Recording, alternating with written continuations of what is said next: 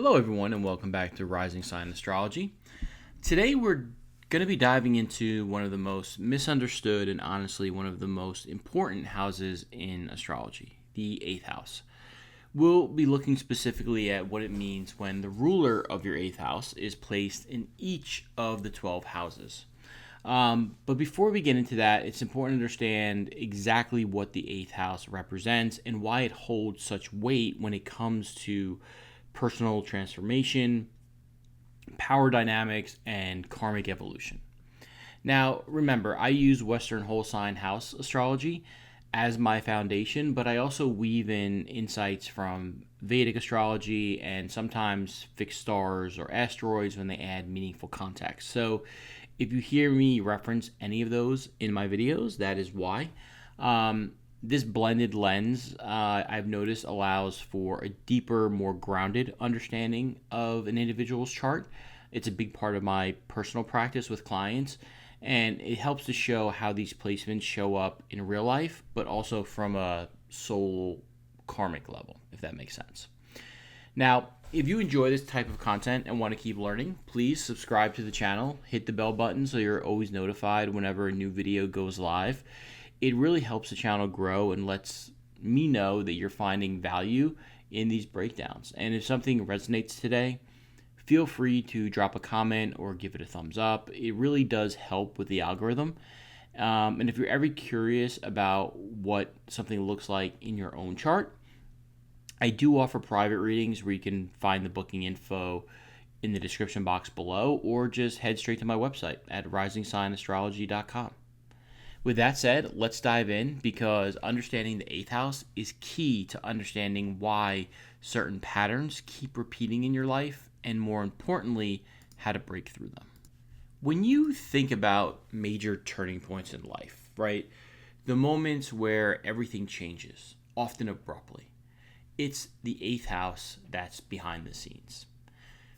This house is where transformation lives, not the soft, inspirational kind, but the uncomfortable, necessary kind. The 8th house is where something ends so something else can begin. It governs death and rebirth. Not always literally, although sometimes, but psychologically, emotionally, and depending upon circumstantially, right?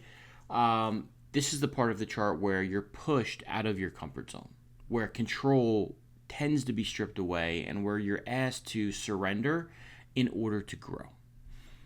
The 8th house also deals with what's hidden or hard to see. It rules over taboo topics, private matters, and the unconscious forces that influence human behavior. It's often associated with the occult and astrology and energy work, not because it's mystical for the sake of it, but because it pulls back the curtain on what's usually unseen, whether that's deep emotional patterns, family legacies, or power dynamics within a relationship. The 8th house is where you're asked to look under the surface. That's why it's also connected to psychological depth. This is where healing happens, the real healing, but only through honesty and oftentimes some level of discomfort. Now, financially, the 8th house governs shared resources, right? Money that comes through other people. That includes inheritances or loans, taxes, insurance, your spouse's income, and investments that are tied in some way to others. It shows how you handle the vulnerability of relying on or merging with other people, and whether those exchanges are empowering or lopsided. This is the opposite of the 2nd house, right? Which is your self-earned income and how you value yourself. So the 8th house reveals how other people value you, what they're willing to give or take, and how you navigate attachment, trust, and mutual dependency. But it's deeper than that. It's a karmic house, right? The 8th house doesn't just show what happens in life. It brings up dynamics and bonds that feel fated. You might experience intense connections, or betrayals or obligations that somehow seem to defy logic. And these aren't always about punishment or even reward. They're about evolution. Because the eighth house holds the debts, right? The debts that you need to clear and the entanglements that you need to understand more deeply. But it's also the control dynamics that you need to unravel in order to see what's happening on a deeper level. And in many ways, it's the place where your chart forces you to grow through what's difficult, often by giving you no other option. Now, in Vedic astrology, the eighth is known as the house of gains after marriage, right? Since it follows the seventh house of partnerships. The eighth shows you what you receive or confront after you merge with someone. That could be material, that could be emotional, it could be spiritual. It's sort of the fine print of the commitment, right? The stuff that comes after the vows, after the contract is signed, when the honeymoon period phases out. This house tells you what's really being shared and what that exchange is going to demand from you over time. So understanding the eighth house is very crucial if you want to understand yourself at a deeper level. But to get specific, you have to look at the ruler of your eighth house and where it's placed in your chart. That placement shows you where the transformation happens, what area of life triggers your biggest challenges, but also holds the potential for your greatest growth, right? So in this video, we're going to walk through what it means when the ruler of the eighth house lands in each of the 12 houses. And then how that shapes your karmic lessons, your relationships, your finances, and your overall capacity for change. So just a quick reminder, every sign in the zodiac is ruled by a planet. And that rulership becomes important when you're tracking house lords within your chart. So Aries is ruled by Mars, Taurus by Venus, Gemini by Mercury, Cancer by the Moon, Leo by the Sun, Virgo again by Mercury, Libra by Venus, Scorpio by Mars traditionally, and Pluto in modern, although I go more heavily towards the traditional rulership. Sagittarius is ruled by Jupiter, Capricorn by Saturn, Aquarius by Saturn traditionally, and Uranus in modern terms. And lastly, Pisces is ruled by Jupiter traditionally and Neptune in a modern sense. So knowing which planet rules over your eighth house sign is going to tell you which house to look at. Because wherever that ruling planet lands shows where your eighth house energy is going to play out in this lifetime. First up is the ruler of the eighth house located in the first house. So when the ruler of your eighth house is placed in your first house, transformation isn't something that happens out there in the world, right? It happens to you directly and personally. The eighth house deals with crisis and loss and merging and power dynamics. So when its ruler lands in your first house of self, identity, and the physical body, it means those eighth house themes are woven into your core life experience. You don't just observe change, you become it, you embody it. People with this placement often go through multiple reinventions over the course of their lives, sometimes by choice, but often because they're forced to. You might find that you're rarely allowed to stay the same for long, right? Whether it's through relationships, career shifts, or sudden life events, you're constantly asked to evolve, and quickly. People with this placement look back and say, I feel like I've lived 8 lives, right?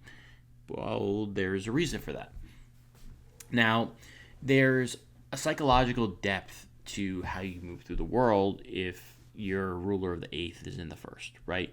You're likely very aware of what's going on beneath the surface, not just in others, but in yourself. You would tend to carry a quiet intensity, and people might sense that you've been through a lot or through things, right? Even if they don't know the full story, they'd pick up on that. And that's because the eighth house governs survival instincts and the ability to navigate power struggles. This placement can make you extremely resilient, but that resilience often comes from having had to rebuild parts of yourself more than once. If you're not careful, you might carry old wounds into your present identity, especially if you're not actively processing the past losses, betrayals, or control issues that would have come up to prompt the transformation in the first place. And there can be an instinct to control how you're perceived or to withhold parts of yourself out of self-protection. Since the eighth house is about privacy and the first house is about visibility, you may feel conflicted about how much to reveal.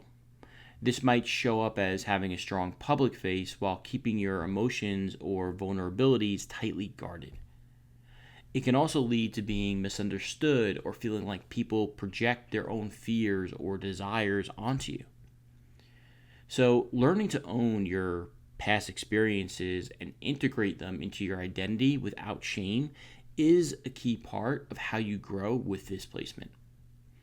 And from a practical standpoint, you may find that your physical body or appearance is linked to eighth house themes, right? This could mean sudden changes in how you look or going through health issues that force you to reassess your habits and relationship with control. In some cases, this placement shows someone who's drawn to personal development or psychology, even crisis work, even financial professions that deal with other people's resources, because you'd be familiar with the complexity and know how to manage it. You wouldn't be afraid to deal with the messiness, whether it's practical or even emotional, and that becomes a strength for you over time. But ultimately, with the ruler of the eighth and the first, your life isn't about staying comfortable. It's about becoming something new, again and again and again. The challenge is to not let every shift define you or destabilize you. You're meant to build a solid sense of self that includes your scars, right? Not one that's constantly reacting to them. So when you learn how to embody the strength that comes from navigating deep change without fearing it, you become someone that others naturally look to for clarity when they're going through their own chaos. So if you have this placement, please drop a comment below and let us know your experiences.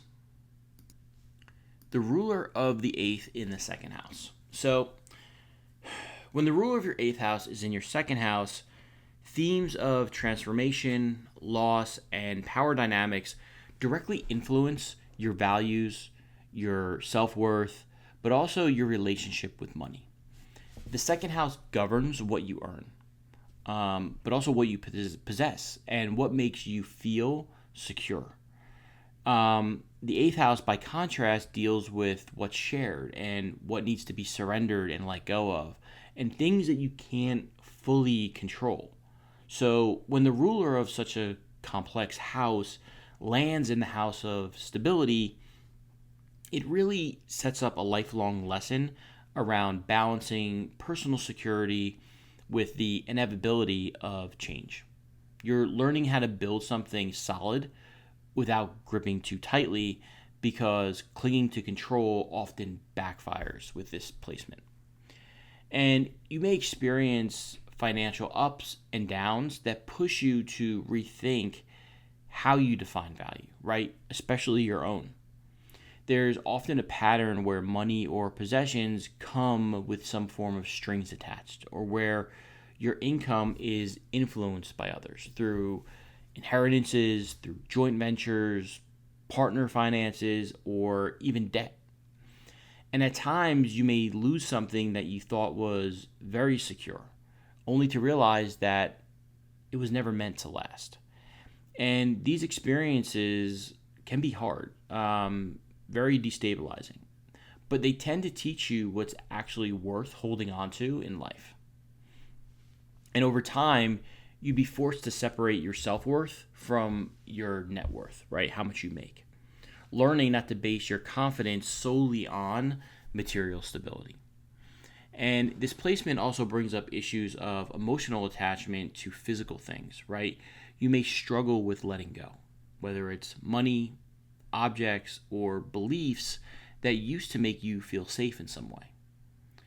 The challenge is learning when to invest and when to release, right? When is the right time to save versus when it's the right time to trust that something better is coming to take its place.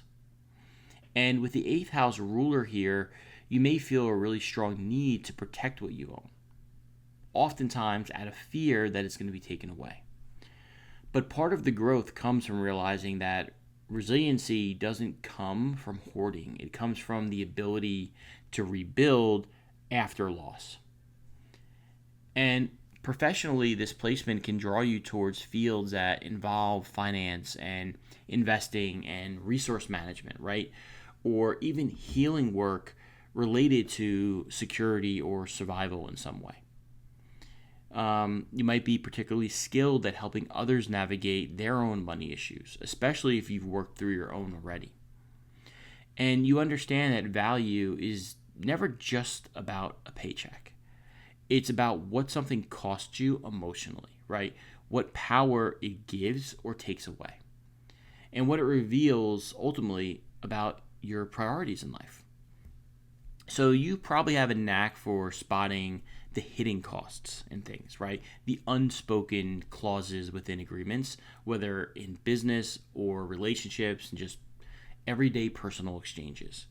Because at the core, the ruler of the eighth and the second is a lesson in self-reliance, right? Without isolation. You're here to cultivate a kind of grounded confidence that isn't thrown off every time a resource is gained or lost. And it doesn't mean avoiding risk. It means building your own value system so you know what's truly non-negotiable in your life. And when you stop measuring your worth by what you can accumulate and start measuring it by what you can sustain, then you begin to access the deeper power of this placement, right? And what that is stability that isn't like locked in static. It's earned through the transformation. So if you have this placement, please drop a comment and let us know how this is manifested for you. Next up is ruler of the eighth in the third house. So when the ruler of your eighth is in the third, the deeper, more intense themes of the eighth house, like transformation, loss, power dynamics, and psychological complexity, show up in your everyday communication, in your thinking patterns, and in your relationship with siblings or even peers. The third house governs how you process information, how you speak, and how you make sense of the world around you. With the eighth house here, your mind doesn't operate on a surface level. You tend to think in layers, right? You'd be someone that asks the uncomfortable questions and notices what other people overlook.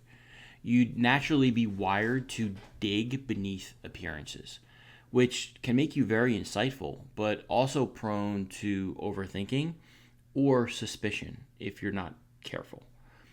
This placement often indicates that you've learned early in life that words have weight, whether it was through intense conversations, secrets within your family, or community or power struggles, amongst siblings, right? You likely picked up on the fact that communication carries consequences. As a result, you may be guarded with your words or extremely strategic in how you speak, but also what you choose to reveal. You might also carry a fear of being misunderstood, or on the flip side, a tendency to withhold information as a way of maintaining control in a relationship.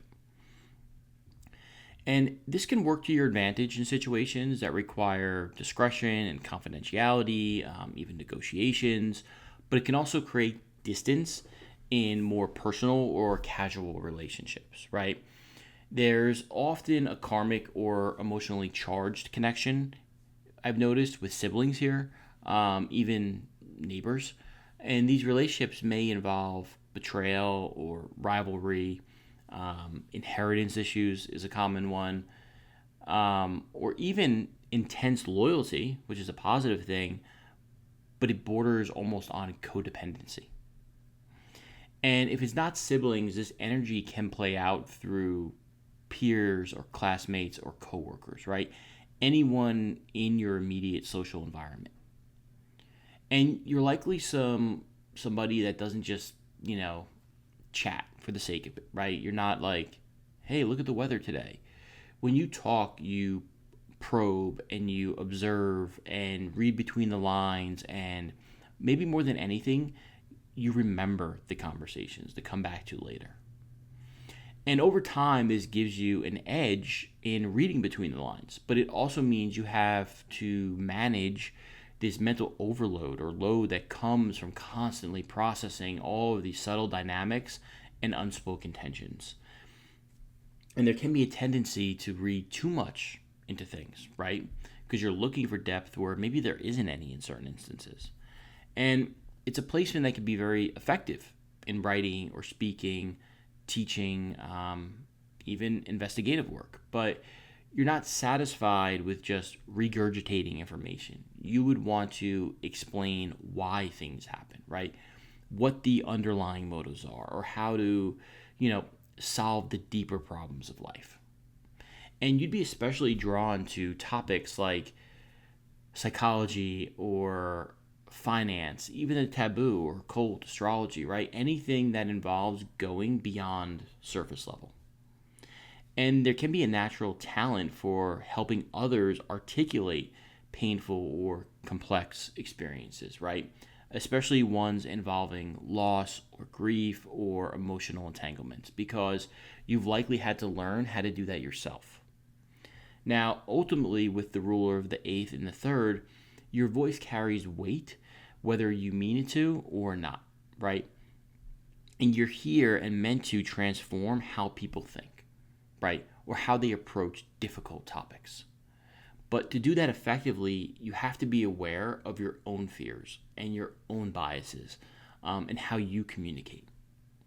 So this placement isn't about speaking or talking more. It's really about speaking with a real precision and depth, right? Knowing that your perspective has the power to change people and shift the room in a sense, right?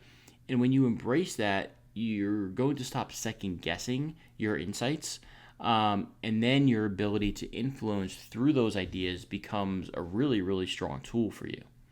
So if you have this placement, please drop a comment below and let us know how it manifests in your life. Next up is the ruler of the eighth in the fourth house. So when the ruler of the eighth house lands in your fourth house, the emotional intensity and complexity of the eighth house tends to seep into your home life, your family dynamics, and your inner foundation, right? The fourth house governs your roots. It's your upbringing, your private life, your emotional security, but also your relationship with parents, especially the mother or the primary caregiver when you were young. And with the eighth house ruler here, your early environment may have been shaped by power imbalances or emotional undercurrents or just some unspoken family dynamics. And it doesn't always mean trauma, but it often points to a household where things were hidden or withheld or handled behind closed doors, right? This placement suggests that transformation often comes through family or domestic life. So you may experience major turning points tied to your home, such as moving frequently, taking on caretaking responsibilities, or sudden changes in your living situation. And there's often a push-pull between wanting and craving emotional safety and being forced to confront the instability or deeply rooted issues within the family structure. In some cases, you inherit the emotional patterns or financial baggage, right, that you're expected to manage. And these responsibilities might not be spoken outright, but the weight of them would tend to shape how you define trust and security in your life. And there's also a private intensity to your emotional world. You likely keep a lot to yourself. And it wouldn't be out of avoidance. It'd be because your emotions run deep and you need time to process them. So while others may find comfort in distraction, you'd be someone that tends to sit and absorb and sit with those difficult feelings and unpack them in private. And that could be a real asset when building long-term emotional release, but it also means you need to be very careful not to isolate or withdraw too much. Because with this placement, it's easy to become overly self-reliant within emotional matters. Like assuming no one else is ever going to understand what it is you're dealing with, so I'll just keep it all to myself. And themes of real estate or property or some ancestral land in some way can play a role in your life, especially if family inheritance or financial entanglements are involved, right? You may end up responsible for managing a home or a family business or some legacy that comes with strings attached. And whether you accept it or reject it, you're likely going to have to deal with what it is that you've inherited, not just materially, but emotionally. And there's often a strong urge to build a home that feels like a complete departure from where you came from, like a 180, one that would reflect your values and gives you a sense of control, but also peace. So when the ruler of your 8th house is in the 4th house, these karmic themes often play out through your relationship with your mother or primary caregiver as well. This placement suggests that your early home environment involved emotional intensity in some way, or power imbalances, or some unspoken dynamics that just shaped your understanding of safety in the world. And your mother may have been a source of both deep connection, but also emotional complexity, right? She likely carried her own unresolved trauma, or, expected you to take on roles in the household, whether literally through chores and responsibilities or emotionally, that were probably beyond your years. And whether it was through loss or secrecy or just merging emotionally, your bond with your mother likely left a very lasting impression that you're still working through. You'd be asked to untangle what was yours from what you inherited from them emotionally, and then to rebuild that in a more grounded sense of inner security on your terms, right? Not theirs. But ultimately, this placement asks you to transform your definition of home in some way. Your past doesn't dictate your future, but it does need to be understood and processed so you don't carry those unresolved patterns forward or pass them on to your children. So, with the ruler of the 8th and the 4th, your power lies in your ability to rebuild from the inside out, to create emotional stability, not by pretending everything is fine, but by facing things when they aren't fine, and then choosing a different path consciously. And over time, it becomes a new foundation that supports everything else in your life and your family's life. So, if you have this placement, please drop a comment and let us know how it manifests in your life.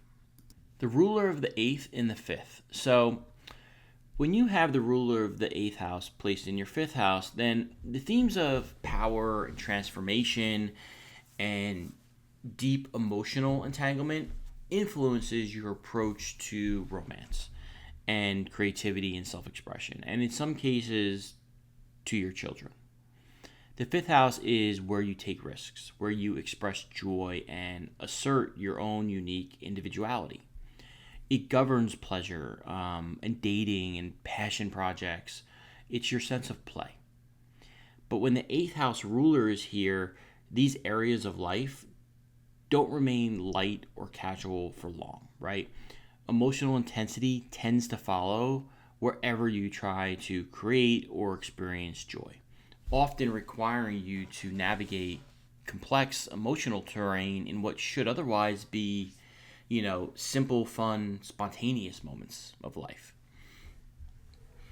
And for you, romantic relationships may carry a karmic or transformational, slant to them.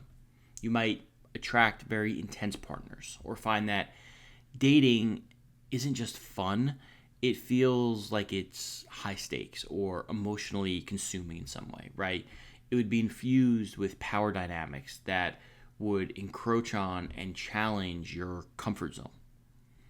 And there'd be a tendency to be all in or all out, right, within your romances. And casual connections would not hold your attention, nor would you be interested in them unless there was an emotional or psychological depth to that individual or to that relationship. And you may also find that relationships push you to confront your own fears about vulnerability. And not just vulnerability, but also your fears around control and trust. So love becomes this crucible for personal growth, whether you want it to or not. And creatively, this placement can give you tremendous power to channel deep emotion into your creative work, whether through art, or writing, performance theater, or any form of self-expression. Whatever it is, you're likely drawn to subjects that have an emotional weight or some form of psychological complexity to them. Anything lighthearted wouldn't interest you unless it served a deeper purpose in some way. And at the same time, you may experience creative blocks that are tied to fear of judgment or perfectionism, right? And they'd be stemming from that eighth house influence that tends to link expression with exposure.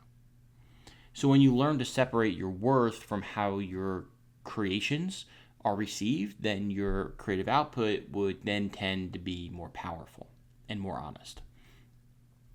Now, if you have children or plan to, then this placement can indicate a karmic or emotionally intense relationship with them. This doesn't mean anything negative, right? Karma isn't negative or positive by default. It just is. But it does suggest that parenting may bring up buried emotional material for you, whether it's control issues, fear of loss, or needing to confront your own childhood dynamics. You might feel a strong protective instinct for your child above what is typical, or even a desire to shape or somehow guide your child's emotional experience in the world in ways that need a lot of careful self-awareness. Because raising a child can become one of the most transformative experiences of your life, but only if you're willing to let go of the illusion of control in that regard.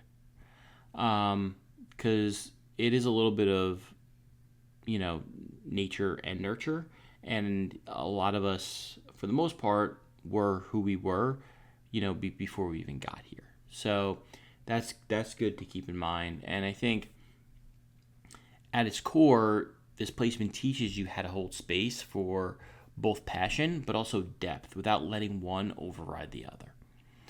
The eighth house ruler in the fifth asks you to examine what joy really means to you, beyond the appearances, beyond the ego, and then to create from a place that embraces vulnerability rather than avoids it. And the more you allow your experiences to shape you without hardening you, then the more you find that your joy, right, your fifth house, becomes richer, and your romances become more resilient, and then even your creativity becomes more potent. So if you have this placement, please drop a comment and let us know how it shows up in your life. Okay, next up, ruler of the eighth house in the sixth house. So when the ruler of your eighth is in your sixth house, the heavy themes of the eighth, like power, loss, crisis, transformation, they start to show up in your daily life, in your habits, in your work, how you handle responsibility. The sixth house governs your routines, your physical health, your relationship to service, and how you manage your tasks and obligations. So with the eighth house ruler here, you're often someone who doesn't get to move through the day on autopilot, right? Your daily life is going to throw you curveballs, and it's going to tend to involve deeper emotional or psychological weight in some way. And you may find that work and health are areas where you're forced to confront issues around control, boundaries, and power, right? This placement often points to emotionally charged or high pressure work environments. You may work in crisis settings or feel like your day to day is just constantly putting out fires one after another, right? Even if your job doesn't appear to be dramatic on the surface, like you don't work in an ER, you might find yourself dealing with a lot of behind the scenes power struggles, with crisis, with office politics, or just the unspoken emotional labor of managing people and their emotions. So you could also be someone that others lean on during emergencies, right? Or during sensitive situations, which can lead to burnout for you if you're not careful. Now, on the flip side, you may be deeply effective in roles that involve healing or problem solving, confidentiality, or something where you're revising and restructuring systems to be more efficient. And the reason is because you're wired to deal with complexities that other people don't pick up on, or even if they did, would shy away from.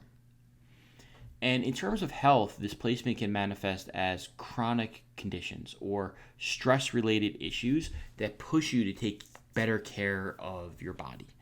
Um, you know, so think about what rising sign you are, and it may give a clue of where those stress-related symptoms are showing up for you, right? If you're a Pisces with this placement, it may be the feet. If you're a Sagittarius, it may be the hips, stuff like that. But the sixth house deals with preventative health as well, right? And the impact of that daily routine on your physical well-being. And when it's connected to the eighth house, you may learn the hard way that neglecting your body eventually catches up with you. Power struggles with your own physical limits or even with medical professionals can emerge. It's important that you learn how to advocate for yourself and develop sustainable routines that can support long-term strength in your body, not just short-term bursts of performance, right? Now, because the sixth house is the house naturally linked to service, service also plays a major theme with this placement. You may have a strong sense of duty, right? But that can easily morph into self-sacrifice if you're not clear about boundaries. And there's a tendency to overextend yourself or to get involved in fixing other people's problems, especially if those problems are emotionally loaded, right? Taking on the burdens emotionally of your coworkers, people that are bringing their personal problems to work. It's affecting their job, and somehow through fixing that or trying to fix that, you take on their problems. But over time, this would make you resentful and it would drain you, right? Unless you really learned how to separate being helpful from being responsible for others' transformation, which you're not. So your challenge is to show up with integrity while protecting your own energy and knowing when to step back. And at its core, the ruler of the eighth and the sixth is about transforming your relationship to work, health, and service. You're here to understand that power doesn't come from control or being a martyr. It comes from awareness and discipline and knowing where and when to direct your energy. And the more you learn to manage your own time and your habits and your emotional investment in other people's issues, the more effective and empowered you become. Because this placement is asking you to turn the emotional depth of the eighth house into something functional, right? Sixth house. Something that supports your daily life instead of draining it or derailing it. So if you have this placement, please drop a comment and let us know how it manifests in your personal life. So if you have the ruler of the eighth in the seventh house, then themes of power, control, loss, and transformation from the eighth house gets projected onto your one-on-one relationships. The seventh house governs your closest partnerships, marriage, romantic, business, anything that's contractual. And with this placement, relationships are never light and they're never temporary. They tend to carry a large emotional weight and a lot of intensity and long-term consequences. You're likely to experience significant transformation through your closest connections, right? Through your marriage partners. And whether that bond is healthy or not is going to depend on the type of lasting mark that it leaves. So you may find that relationships are the main area where you confront your deepest fears, insecurities, but also your deeper desires as well. And there's a strong possibility of attracting partners who are dealing with their own crisis or their own trauma or a lot of personal baggage. You might end up in roles where you're managing or even absorbing the emotional complexities of somebody else's life.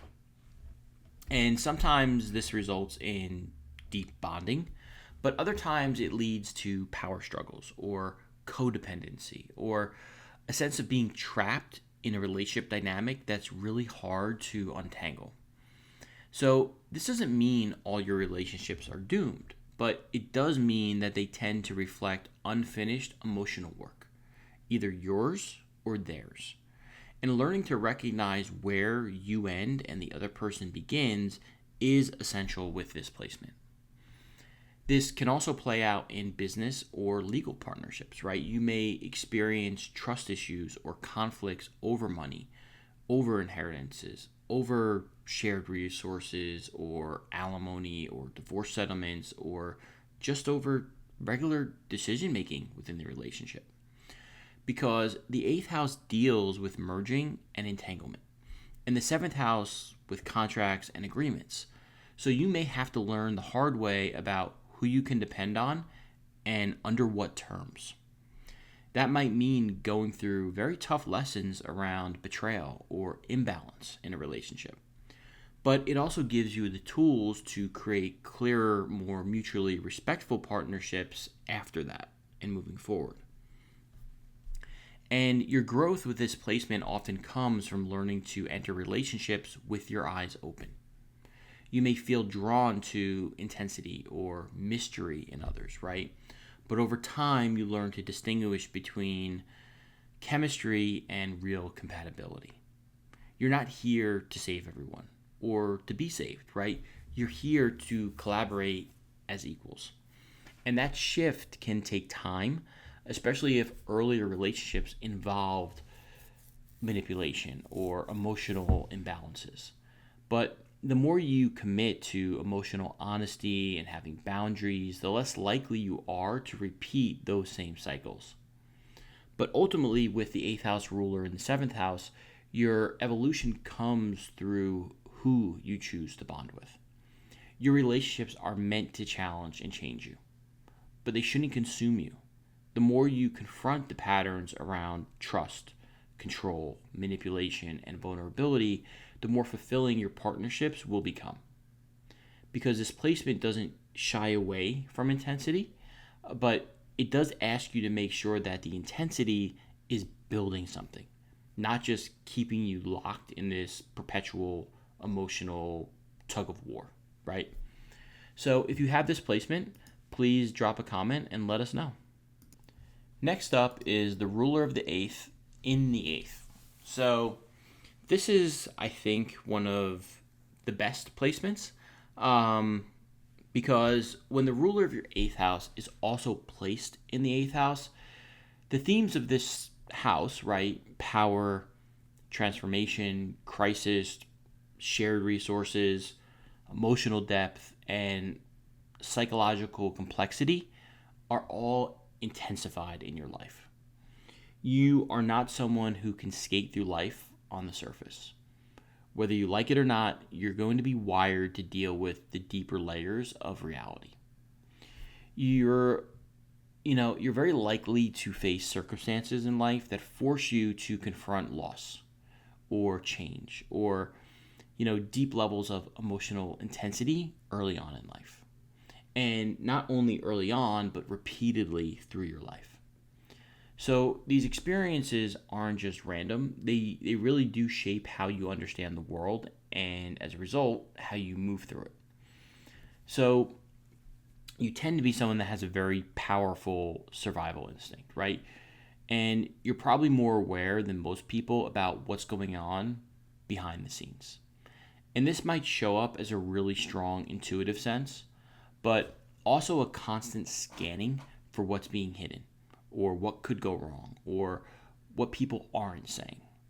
And because of this, trust doesn't come easily to you. You prefer to vet people, right? And you vet them over time. But once you do let someone in, the bond that you share would tend to be very deep. And you'd be anything but casual about intimacy, right? Whether it's emotional, financial, even physical. And when betrayal does happen, it cuts you really sharply.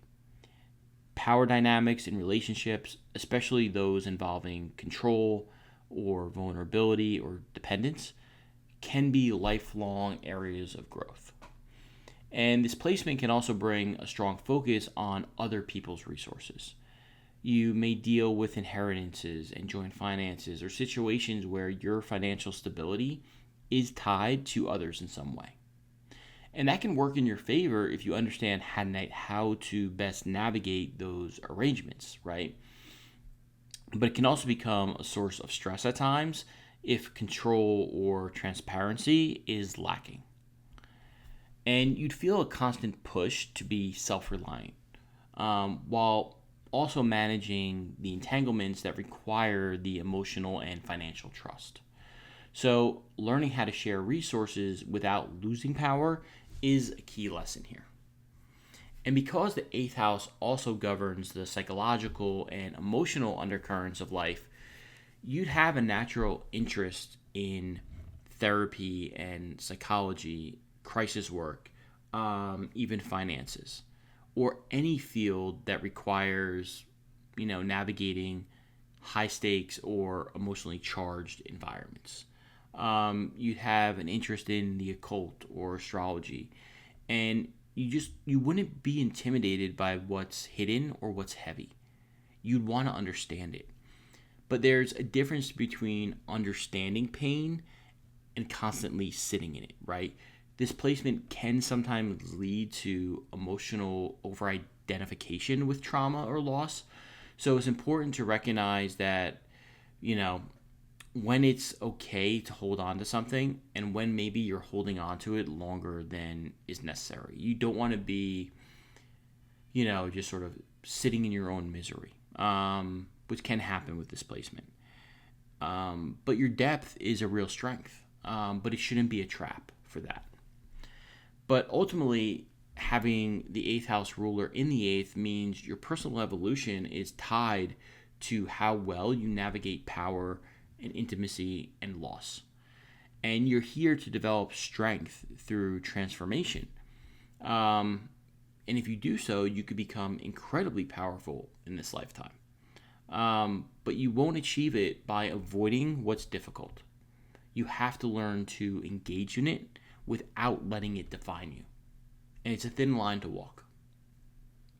So the more you're able to process what you've been through and use it to create clear, empowered boundaries, then the more stable and grounded your life becomes. Because you're not meant to live in constant emotional, intensity, like these constant ups and downs with displacement, but you're here to master them. So this is a unique placement, and if you have it, please drop a comment and let us know how it manifests in your life and how you're liking it or not. Next up is the ruler of the eighth house in the ninth house. So when the ruler of your eighth house is placed in your ninth house, the themes of the eighth, such as crisis, transformation, deep emotional entanglement, and shared resources, tend to play out in areas related to belief systems and higher education and your broader worldview, even travel. The ninth house governs what you believe in and how you make meaning of your life and how you seek truth beyond just your immediate environment or neighborhood. So with the eighth house ruler here, transformation often comes through challenging your beliefs and leaving behind earlier rigid ideologies, right? And facing events that force you to reevaluate how you see the world.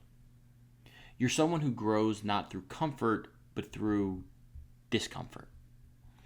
And this placement suggests that some of your most profound life shift happens when you're exposed to new ways of thinking, whether it's through formal education, spirituality, foreign cultures, it doesn't matter. Any of these ninth house themes will do. But the expansion rarely comes easily. You may be pushed into these experiences through loss or through endings or major changes that strip away your old framework of life. For example, a crisis might lead you to go back to school and change your belief system or move abroad in search of more meaning in life. And you would tend to seek depth in your understanding of life. And you wouldn't be satisfied with superficial answers, right? You're drawn to asking why, even when the answers are destabilizing or uncomfortable. And your relationships with teachers and mentors or spiritual guides may carry 8th house undertones, right? Meaning they could be transformative, but also come with intensity and power dynamics or emotional baggage. You might find yourself merging with a belief system only to later feel betrayed by it or disillusioned by it. And this pattern teaches you how to hold your own perspective without fully giving your power away to external systems or authorities. You're learning how to extract wisdom from your own experiences without becoming overly loyal to one single viewpoint or doctrine, right? And financially, this placement can suggest that shared resources or inheritances are tied to education or publishing or travel in some way, even legal matters, right? You might benefit from other people's support in these areas, or you might face losses that force you to pursue personal development through higher learning. And there's often a karmic quality to the opportunities and the challenges you face in expanding your mind. You don't get to bypass the hard questions with this placement, right? You're meant to wrestle with the big ideas and then turn that inner reckoning through the challenges into outward growth. Now, when the ruler of your 8th house is in the 9th house, I've also noticed that karmic patterns often surface through your relationship with your father or paternal figure, right? Father figure. Especially from the Vedic perspective, where the 9th house represents the father. This suggests that your father may have played a role in shaping your beliefs through intensity or through control or manipulation or crisis, right? Possibly through loss or distance or a dynamic that forced you to question authority, but also the meaning behind that authority. He may have been physically or emotionally absent, or his presence came with emotional complexity that left you searching for your own truth. And the karma here is learning to separate the inherited beliefs and the taught beliefs or even moral expectations from your own lived experiences, and then transforming any unconscious loyalty or resistance that you carry in response to him. Over time, your personal growth depends upon building a belief system that's rooted in autonomy rather than reaction based upon an inherited belief system or worldview that came from a structure, a system, or a father or father figure. And ultimately, with the 8th house ruler in the 9th, you're here to transform through perspective, right? You're not meant to cling to inherited belief systems or unchallenged ideals. Instead, you evolve by seeking out what's real, intellectually, morally, and spiritually, even if that process is uncomfortable. And the more you're willing to let go of dogma and other people's rigid structures of what reality is and how you need to live your life, and the more you step into your own lived truth, then the more empowered and resilient you become. Because for you, with displacement, growth doesn't come with ease. It comes from the willingness to question everything, including yourself. So if you have this placement, please let me know how it manifests. Now, if you have the ruler of the 8th in the 10th house, then themes like transformation, power, control, loss, right? Even deep psychological dynamics are all strongly tied to your career, to your reputation and public life in this world. The 10th house governs your professional path and your status and how you're seen by the world at large. So, with the 8th house ruler here, you're not likely to have a straightforward or drama-free relationship with your career. Instead, your professional life tends to involve periods of intense change or a lot of emotional investment and high stakes. And you'd go through multiple career reinventions and find that your job constantly and consistently places you in situations where you have to navigate intense power structures or crisis or just really complex dynamics around power and control. And this placement can indicate that your public role involves dealing with other people's resources or finances, even with their secrets or emotional burdens in some way. You may be drawn to fields like finance or law or psychology, even research or crisis management, right? Any role that involves confidentiality and transformation. So even if your job isn't formally tied to these areas, the emotional weight of your work is still going to be there, right? People may come to you for advice or leadership during difficult times. However, this kind of work often comes with a lot of pressure. And if you're not careful, it can consume you or, at a minimum, blur the lines between your personal identity and your professional role. And you may also experience public challenges or breakdowns that force you to reassess your goals and your career direction. And your reputation can become a source of anxiety if it feels like too much is riding on how you're perceived in the workplace. There may be a deep-seated fear of exposure, right? Of people seeing the parts of you that feel private or complicated. And at times, your professional path may involve keeping certain things hidden or navigating very high levels of discretion.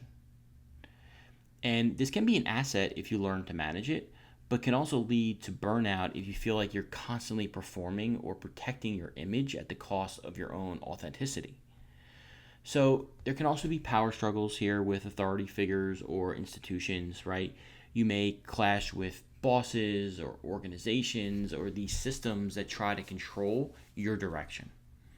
Alternatively, you may rise to a position of authority yourself, but it comes with the pressure to lead through very complex or emotionally charged situations or systems. And you're learning how to hold power without abusing it, right? How to deal with others, conversely, who are misusing their power, which is hard. And the key is learning to lead from experience, not from ego. To admit when you don't know, and to understand that real authority comes from integrity, not from being secretive or instilling fear in other people. Now, when the ruler of your 8th house is in your 10th, karmic themes often show up through your relationship with authority figures and your father, particularly from a Western perspective where the 10th house represents the father, unlike Vedic where it's the 9th house. So this placement suggests that your father may have been a source of pressure or emotional intensity or had very high expectations, right? Possibly shaping your career choices or your public image in some way, right? Or shaping your definition of success through his own control or instability or even his absence in some way. So you may have felt the need to prove yourself or gain his approval, right? Or somehow differentiate yourself from his influence altogether. Whether the relationship involved silence or power struggles or unspoken expectations, it likely left a very lasting impact on how you approach your career, your authority, and your ambition in the world. And the karmic task here is to break free of patterns of over-identifying with external validation and to redefine success in a way that aligns with your own values rather than inherited obligations or unresolved emotional dynamics that are tied to your father. And at its core, the ruler of the 8th and the 10th means your evolution is tied to what you build in the world and how you handle being seen, right? You're meant to make an impact, but it won't happen without being tested. You need to know that. And the more you're willing to do the internal work, right, to confront your own fears around success, around visibility, even around failure, then the more solid your external accomplishments will become. And your public life then becomes the arena for transformation, right? Not just for you, but also through those that you serve. So if you have this placement, please drop a comment and let us know how it manifests in your own life. Next up is the ruler of the 8th house in the 11th house. So when the ruler of the 8th is placed in the 11th, the themes of transformation, power, emotional complexity, and shared resources extend into your friendships, your social life, your networks, but also your long-term goals. The 11th house governs friendships and group affiliations, but also your vision for the future.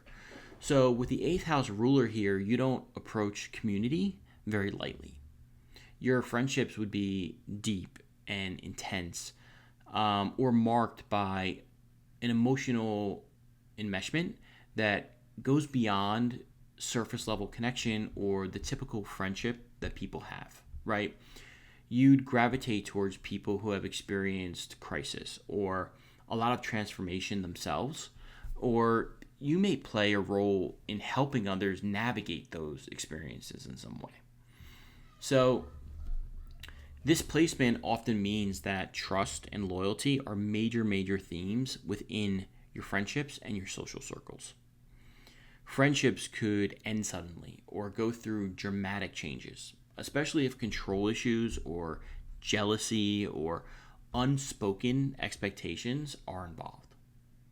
You may find yourself navigating power imbalances within groups, whether you're the one holding influence or whether you're the one that's subject to it, right?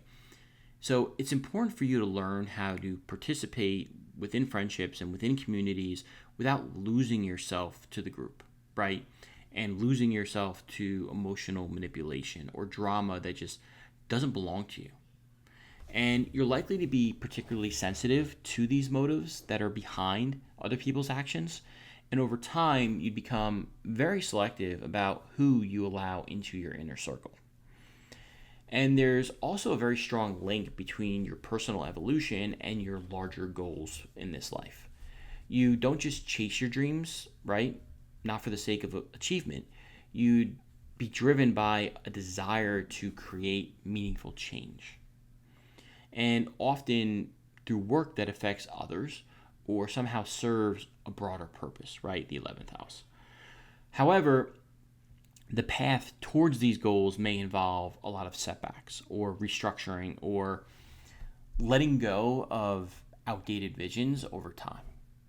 And at times, your plans may need to be rebuilt from the ground up, especially if they're based on expectations of others or fueled by unacknowledged fears around control or security. And the 8th house influence means that growth won't come from following the crowd.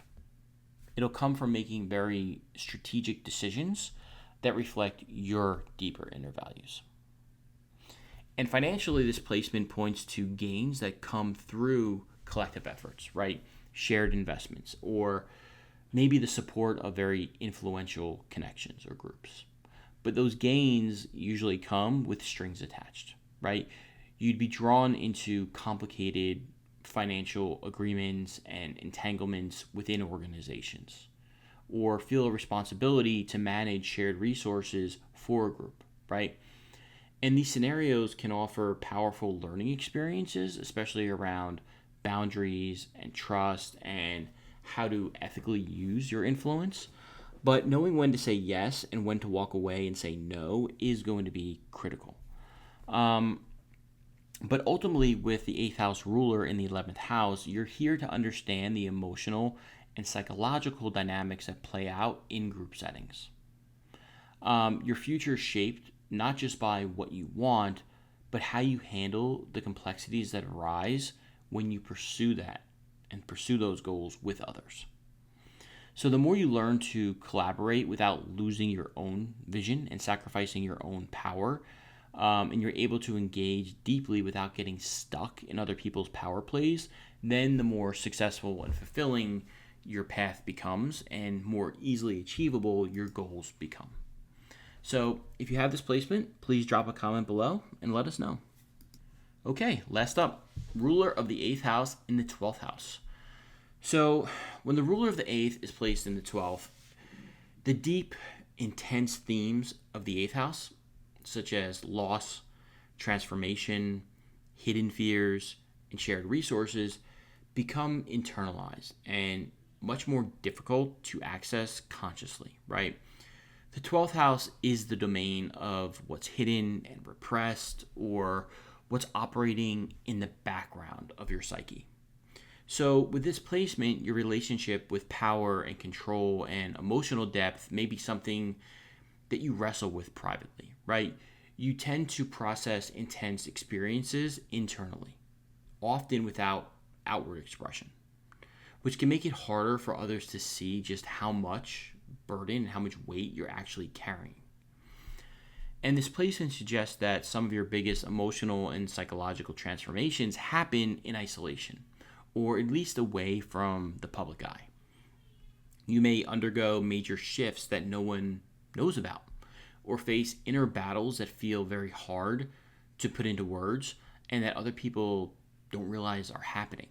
And there can be a tendency to suppress or even avoid painful things with displacement, especially around betrayal or loss or themes of intimacy. But when that happens, avoidance only makes that weight that much heavier. So part of your growth from a karmic perspective is learning how to face those inner patterns head on instead of pushing them into the background where they quietly eat away at you and drive your behavior subconsciously within your own path, but also within your relationships.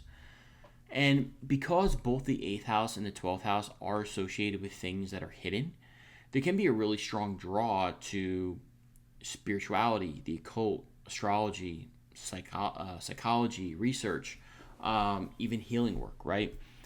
Especially the kind that involves helping other people process pain, grief, and go through personal transformation. You likely have a natural ability to understand other people's feelings and suffering, even if you struggle to articulate your own. However, you need to be mindful not to use helping other people as a way to bypass your own emotional work, right? This placement often calls for solitude and reflection and some form of therapeutic or meditative practice that allows you to confront and integrate what's going on below the surface. And for people with this placement, boundaries can be a real challenge, especially in emotional entanglements, but also financial ones. You could unconsciously absorb other people's issues or become entangled in behind-the-scenes dynamics involving secrets or trust or dependency in some way, right? In extreme cases, you may hide aspects of yourself from others out of guilt or shame or fear of exposure in some way. But learning how to hold space and accept your own complexity without retreating into isolation is part of the karmic lesson here, right? Being alone isn't the problem.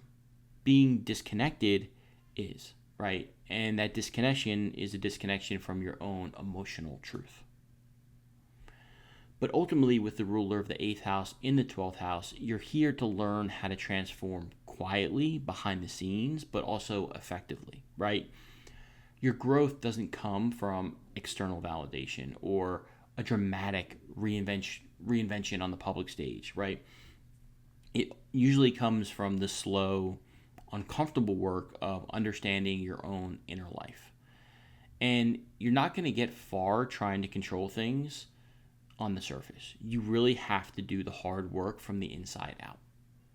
And the more you're willing to explore these unconscious patterns and name your fears and recognize them and accept those parts of yourself that you'd rather keep hidden, then the more empowered you become.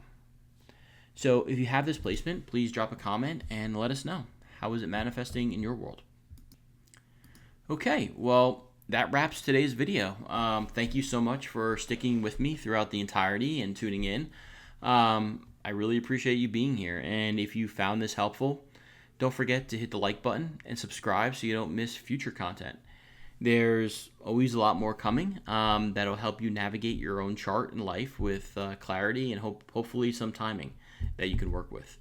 And if you have major transits hitting your 8th house, or planets opposing it, or anything happening there like an eclipse, then and you want to learn more about it, always feel free to reach out for a personalized reading, because it can really help give you additional context as well as strategy in order to work through it, right? 8th house placements are powerful, and they can be overwhelming at times, right? Especially without a clear map to navigate it. And in any consultation, we look at how these things are showing up specifically for you, whether it's around finances, relationships, or deep emotional cycles. And, we unpack the timing, the lessons, and ultimately the most productive way forward as it relates to those themes. And as always, I offer general readings, career, relationship, birth chart rectifications, whatever you're looking for. And all of the details are in the description box below, as well as on my website at risingsignastrology.com. So thanks again for being here. I wish you an incredible week, and I will see you in the next one. Take care.